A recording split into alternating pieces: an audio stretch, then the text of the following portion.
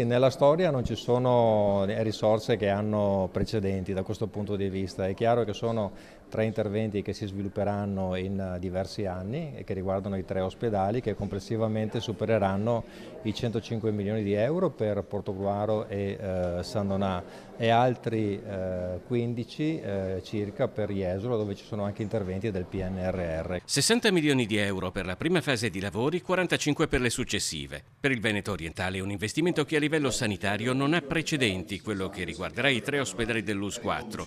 Complessivamente, tra restauri, costruzioni di nuovi edifici e abbattimenti di quelli non più necessari, a San Donà di Piave, Portogruaro e Jesolo arriverà una cifra che supererà ampiamente i 100 milioni di euro.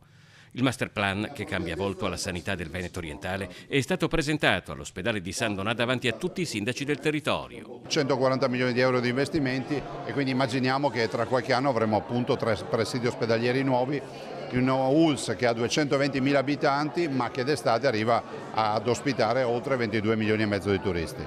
A Jesolo i lavori già iniziati prevedono tra l'altro il raddoppio della superficie poliambulatoriale e il ripristino delle terrazze fronte mare che caratterizzavano originariamente l'ospedale. Anche a San Donà è previsto un nuovo edificio di 4 piani con nuovi parcheggi, sarà ampliato il gruppo operatorio e verranno demolite le 2 ali dell'ospedale. A Portogruaro sorgerà un nuovo edificio di 5 piani con conseguente demolizione delle attuali ali est ed ovest. Saranno ampliati il pronto soccorso e il parcheggio.